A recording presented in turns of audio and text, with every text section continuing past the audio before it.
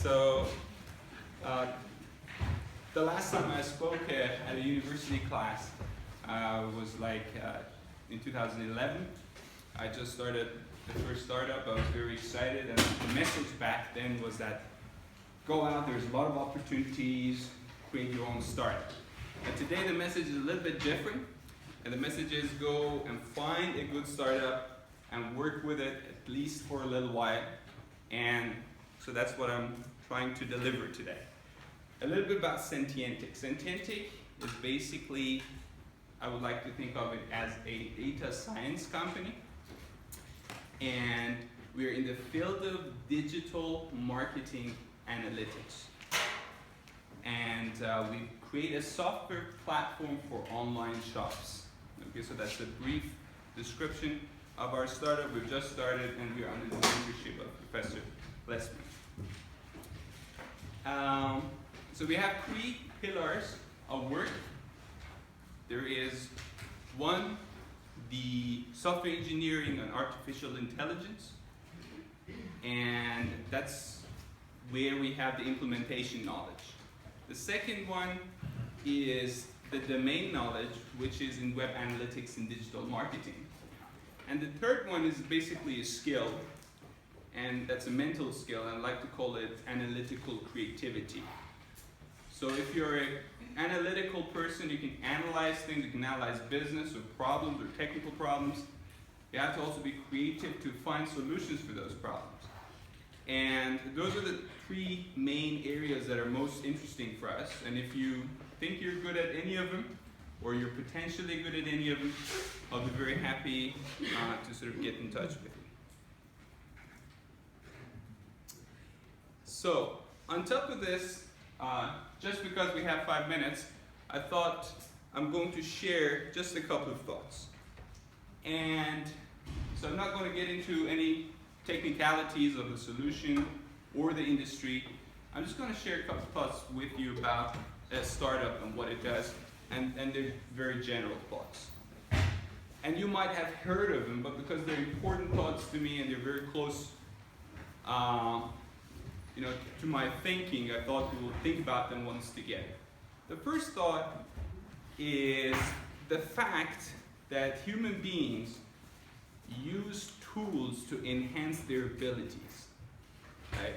So if you have a bicycle, a human being, any of you with a bike, is just with a bike, forget a car, you're probably among the fastest species on Earth. Without a bike, you're not.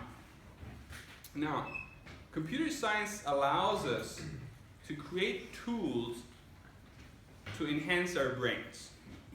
Now, a simple example can be a calculator. A calculator basically allows you to do something that you do with your brain, but sort of faster, more structured, more efficiently to an extent, or one aspect of it. The next stage is spreadsheets. You can do more with, let's say, Excel spreadsheets.